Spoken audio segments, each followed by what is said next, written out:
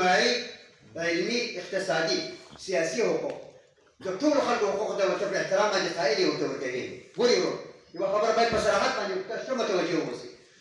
د دې خاورې هندو افغان هندو ده، د دې خاورې سیک افغان سیک ده، د دې خاورې هزاره افغان هزاره ده، شیعه افغان شیعه ده، د دې خاورې تسنن اهل تسنن افغان تسنن دي. د دې خاورې ته به ګوره بیا فرق نه کوي چې ته ولې هزاره یې، ته ولې تاجک یې، ته ولې ازبک یې، ته ولې پشه یې، ولې نورستانه یې، ولې عرب یې یا ولې بلوچ یې. د دې خاورې هر کس د افغان ده، دا په تا باندې حق لري. حتی ما چې وویل ګوره دا خو یو مسلمان دي تشیع او تسنن، دا د مسلمانانو دوې ډلې، دوې د کافرانو ډلې دلته مجاز مذاهب دي، اهل هنود او سیکان دواړو ته اهل هنود هم ویل کېږي. دلته دا مجاز مذهبونه پخواني د افغانستان په قوانینو کې ورته اجازه شوې ده.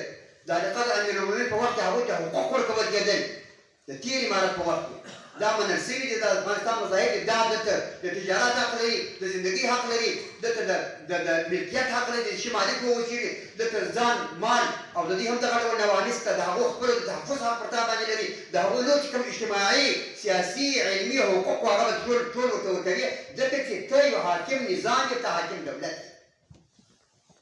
په تسننو کې په مسلمانانو کې په تسننو تشیعو ته حقوق ورکوي، په غیر مسلمانانو کې به دغو دوو مذاهبو ته په احترام قایل دي. د افغان په صفت باندې مې تعارف مني لکه اهل هنود او سیکان. د دې ما سره وګورئ ورو، یهود نصارا د هغوی نور دلته مفکورې، د هغوی ایډیالوژي او همداراز دلته د فریلسر جاسوسان د هغوی نغې دلته حق نه لري.